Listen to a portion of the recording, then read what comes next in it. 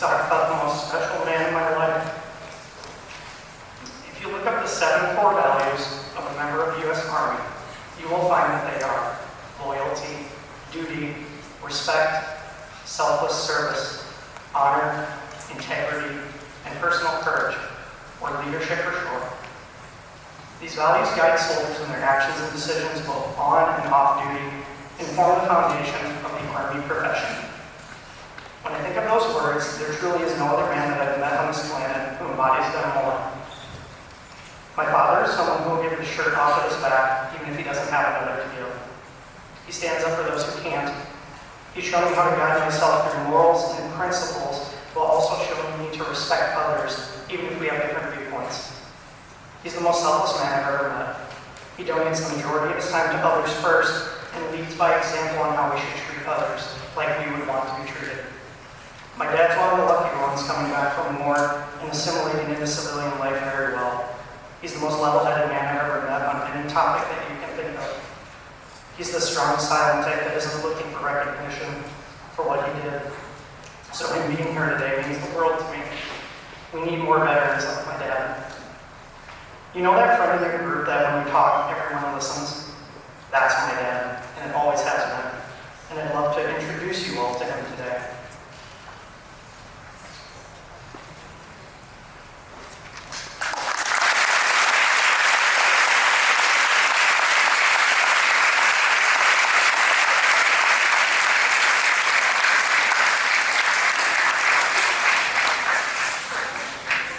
Michael Raymond Vosberg was born on May 30th in 1946 in Mankato, Minnesota. He attended St. Peter and Paul's Catholic School for 5 years, at which time the family moved to Escondido, California for 4 years. The family returned to Fulda, Minnesota in 1960, and he graduated from Fulda High School in 1964. Michael moved to Worthington and he graduated from Worthington Community College in 1966.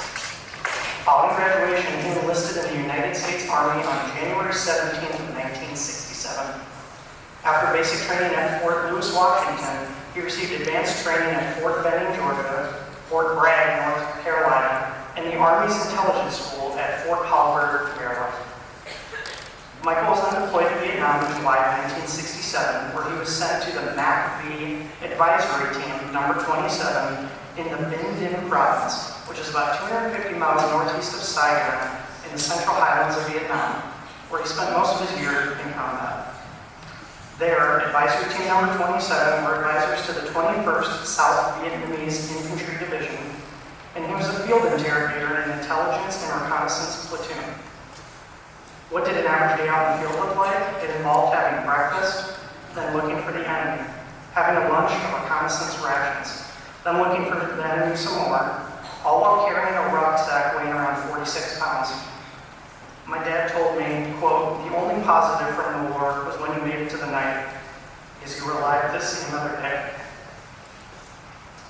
After 12 months of being in Vietnam, in July of 1968, he was lucky to survive too many firefights to count, 3 bouts of malaria, and walking through far too much Agent Orange. He then left Vietnam. The Army assigned him to the JFK Center for Military Assistance at Fort Bragg, North Carolina, where he worked at the G2 as an assistant planner and strategic analyst. While at Fort Bragg, he was sent to Ethiopia in Addis Ababa, which is the capital, from October 1968 until March of 1969. While he was there, he was on a training mission for the Ethiopian Army. More specifically, it was about MOS, or Military Occupational Specialty. That's when some basic essentials are shown, such as how to shoot a rifle, how to drive a tank, how to shoot a mortar. But for my dad, that meant something different. How to teach interrogation. Michael Raymond Vosberg was honorably discharged with a rank of an E5. And for those of you who don't know, you start as a private, which is essentially like an E0, and work your way up. What matters as far as rising in your rank is your time, behavior, and accomplishments. From the time that my father was in the military, he ascended quickly to an E5, taking less than 3 years while most take 4 or 5. Upon his discharge from the 7th Special Forces Group on December 22nd, 1969, he enrolled at Mankato State College, receiving his Bachelor of Science degree in Social Work with a minor in English in May of 1972. He was employed by the Minnesota Department of Corrections as an adult parole/probation agent in northwest Minnesota for 16 years.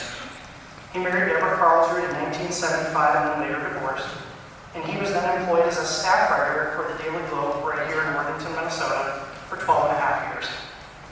On July 14, 1990, he married my mother, Margaret Groba of Mankato, at First Lutheran Church right here in Worthington. During the 2000-2001 school year, he was hired right here at District 518 as our attendance officer, whereupon he retired on June 30th of 2017. Since his retirement from District 518, he has enjoyed traveling and taking fishing trips with our family while putting up with my shenanigans. Mike enjoys talking about history and politics, and he is also an election judge and has been since 2013 right here in Worthington. Dad also loves to read a lot of Robert Ludlum and also loves to write down every detail of every appointment he has ever had. I'm sure that was a military thing. Playing pool for Xander's cues with his teammates since 1989 has also been a favorite pastime, as well as taking our annual themed Christmas cards with our family. Dad was a Nobles County DAV van driver for the Veterans Administration, transporting veterans to the Sioux Falls VA and Spirit Lake VA clinic from 2017 to 2025 because, as he says, it's the least I can do for my fellow veterans. My father is a member of our church at First Lutheran here in Worthington, where he drove our church van for 15 years. He's also been a member of the Disabled American Veterans, Vietnam Veterans of America, American Veterans of World War II, Korea and Vietnam, or AMVETS, the American Legion, the Nobles County Historical Society, where he's on the board of directors, and the Worthington Men's Pool League. In closing, I want to leave you all with a thought.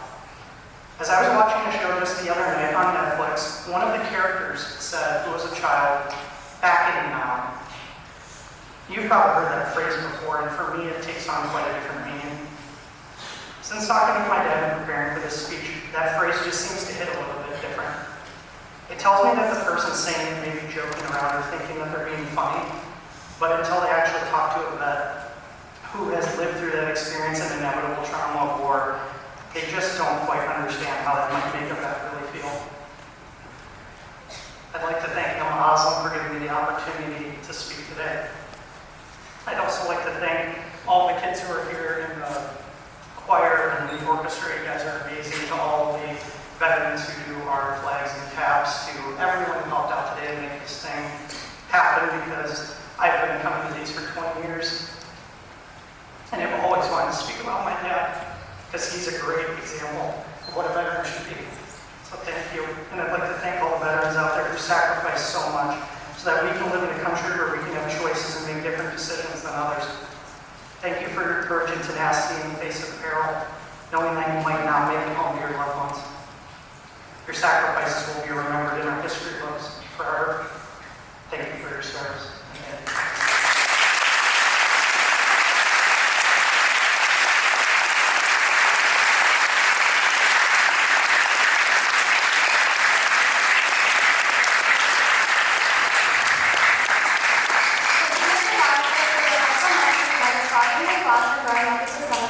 Thank you, Michael Lockwood, for your service. Next up, we have the Young Marines. The Young Marines is a national youth program that promotes leadership, teamwork, and discipline. Focused on building strong character and citizenship, the program emphasizes patriotism, community service, honoring veterans, and living a healthy, drug-free lifestyle. Today, members of the Buffalo Ridge Young Marine, Private First Class Brendan Nelson, Corporal Jury Starr, Private First Class Damian Nelson, Private First Class Rebecca Tu, and Private First Class Jackson Marcotte will demonstrate how to properly fold the United States flag. As the flag is folded, Brendan Nelson will explain the meaning behind each of the 13 folds. Each fold carries a special significance symbolizing principles such as life, liberty, faith, and honor, reflecting the deep respect and values our nation's flag represents. Today, this ceremony serves as a tribute to the men and women who have served our country, showing gratitude and respect on Veterans Day.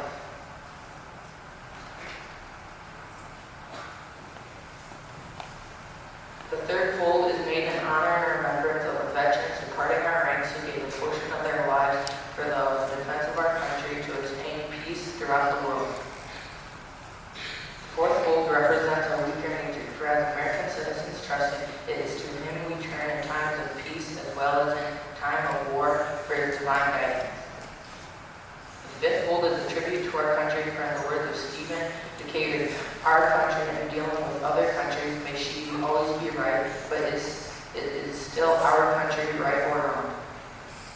The sixth fold is for where our hearts lie. It is with our heart that we pledge allegiance to the flag of the United States of America and to the republic for which it stands, one nation, under God, indivisible, with liberty and justice for all. The seventh fold is a tribute to our armed forces, for it is through the armed forces that we protect our country and our flag against all her enemies, whether they are found with or without the boundaries of our republic.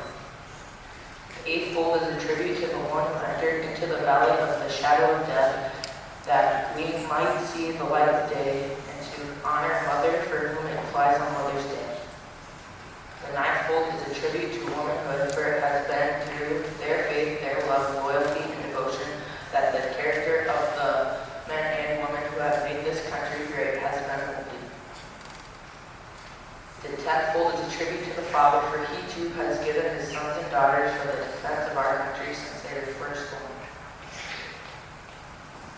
The 11th fold, in the eyes of a Hebrew citizen, represents the lower portion of the stele of King David and King Solomon, and glorifies in their eyes the God of Abraham, Isaac, and Jacob. The 12th fold, in the eyes of a Christian citizen, represents an emblem of eternity, and glorifies in their eyes God the Father, the Son, and the Holy Spirit. 13th fold, when the flag is completely folded, the stars are uppermost, reminding us of our nation's motto, "In God we trust." After the flag is completely folded and tucked in, it takes on the appearance of a cocked hat, ever reminding us of the soldiers who served under General George Washington, and the sailors and Marines who served under Captain John Paul Jones, who were followed by their comrades and shipmates in the armed forces of the United States, preserving us for the rights, privileges, and freedom we enjoy today. The next time you see a flag ceremony honoring someone that has served our country, keep in mind all the important reasons behind each and every moment. They have paid the ultimate sacrifice for all of us by honoring our flag and our country.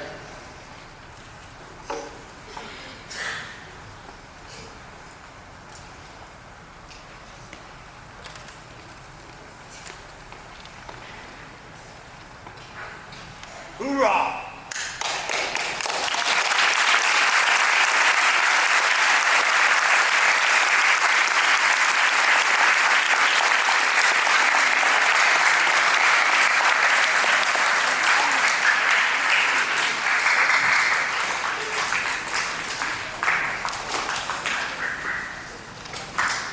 Thank you, young men, for showing us the significance of both and the American flag, and thank you for serving our community. Next in our program, we invite Mrs. Scott Burns, Minnesota Citizenship teacher at Worthington Middle School, to share her experience and gratitude for Veterans Day.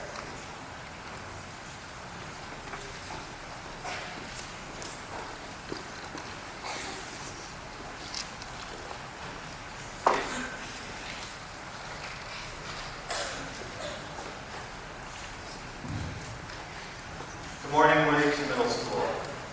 Good morning, honored guests.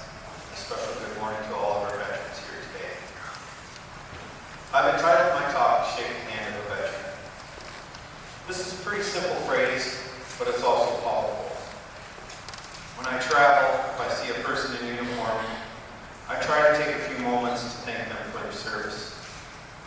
It wasn't always this way for me, and I'll try to explain my change of heart. People join the military for many reasons. For some, it's a way out of poverty. For some, it's a path to getting a better education, both while they serve and after they rotate out.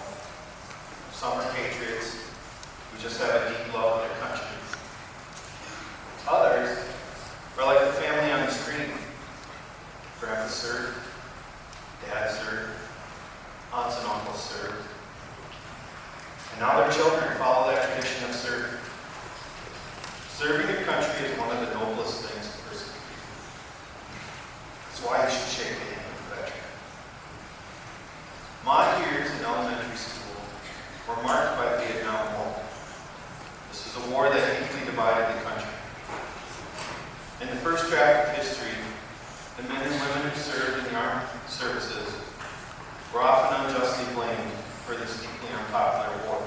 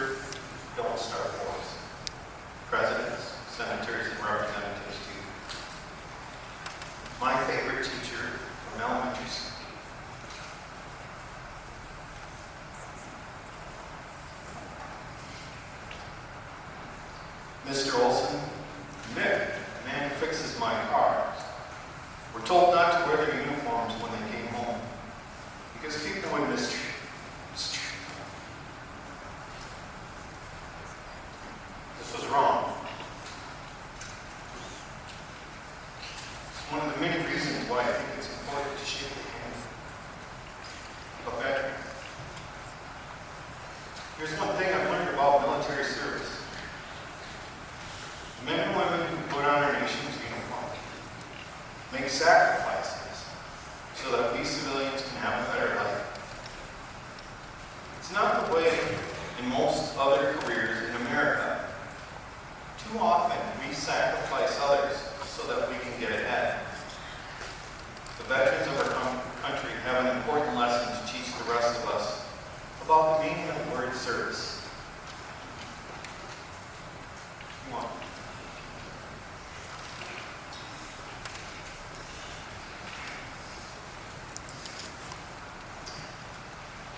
I would like to direct your attention to the next picture.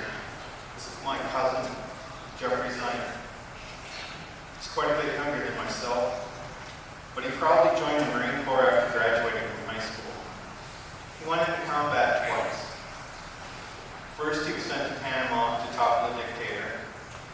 Then he was sent to Kuwait because Saddam Hussein had invaded that country for its oil. He survived both of his times in combat. I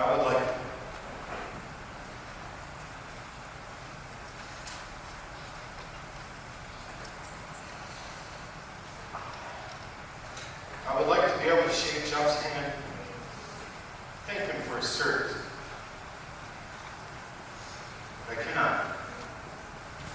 When he returned to the United States, he planned to leave the Marines, met a young woman in Georgia, and planned to marry. He was already a stepdad to her children. I wonder what else he might have become.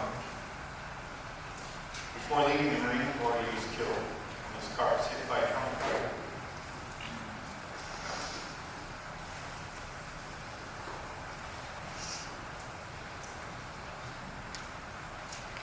I'll never forget the letter that was read at his funeral. Dear wise sergeant, knew that sometimes with combat you don't come home. Jeff wanted this letter destroyed. My aunt stated, in it he expressed how much he loved his mother and his two sisters. My aunt was a single mother and she worked hard to raise her children. He loved his country and he loved safeguarding it as a Marine. There's another reason why we should shake the hand of a veteran. They are sometimes called upon to do the most dangerous things to protect the rest of us. All right, I need all of your help now. Please stand.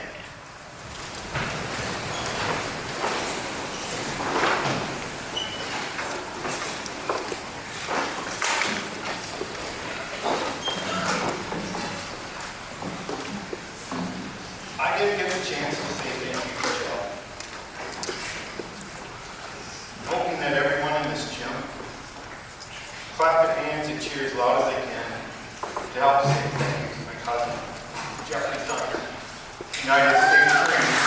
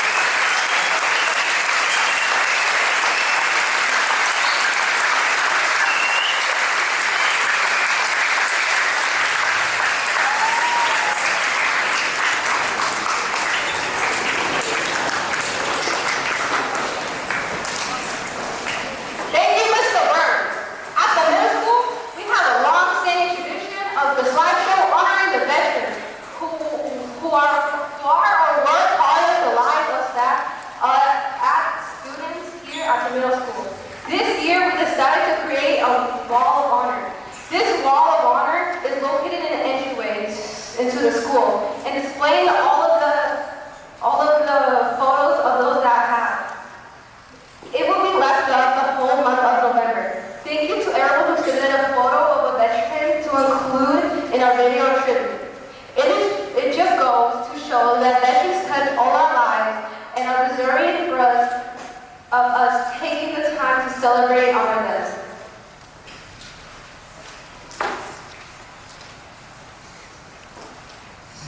I'd like to take this opportunity on behalf of the students of Worthington Middle School to say thank you to all our veterans for attending today.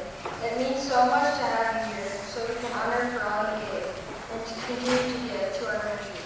We would not be here today if it wasn't for your service and sacrifice. To honor your service and conclude our program today, the 8th grade orchestra